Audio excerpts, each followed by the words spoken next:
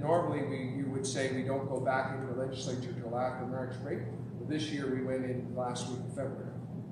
So we went in 3 weeks early for reasons that are unclear. We don't know, we really don't know why.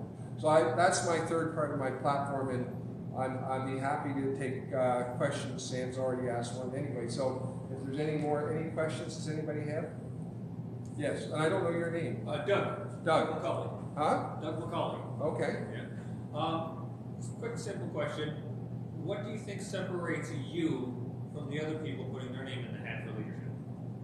That's a good question. I think there's 4 other people in the leadership race.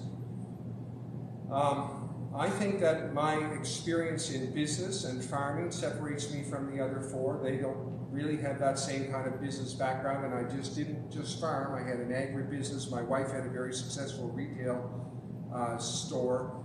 I was very involved in my community. I volunteered in agriculture. I've run many different organizations. I was a board member of King's Mutual Insurance, so I have quite a variety of things in my background. I think that makes me different. In terms of this actual race, right now, I don't know if you've been following the other 4 candidates, but I gave you far more policy right there than the other 4 put together have put out yet, right? So there's a lot of policy that has not been, and I would have never predicted that. I thought we would be, there would be a lot more policy, but so far I'm the only one who has put out a substantial platform.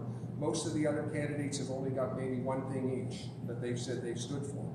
So I'm taking a very clear stand on a number of issues, and there's more in my policy platform than I gave you right yet, Doug. So I think that separates me from them. I've been elected 2 times in the legislature, so I'm electable. I have great support in Kings North, and so that separates me from one or two of them. Like 2 of the people running are colleagues in the legislature. So I think it's platform, experience. I've been elected. I've got a great team around me, and all of those things I think separate me. So if you look at my resume on LinkedIn, I have done a vast amount of volunteering. I've always volunteered in my church. I've always had the policy of saying, when I'm asked to do something, if I don't have a real good reason to say no, I say yes. All my life, I just had that. That was part of my core belief of who I was. I just felt, well, that's if I can't tell you, well, you're asking me to do something, but I'll be in Toronto that day, so I can say no. So that led me in 2013 to go to Africa for 3 weeks as a vegetable consultant. And I had a great trip. They give you this talk, if you ever get the opportunity to go to Africa and work in a mission, they'll give you the deflate your expectations talk at the beginning, right? I think it's a standard talk, right? Because Africa's a big place and you're not going to change it in 3 weeks, right?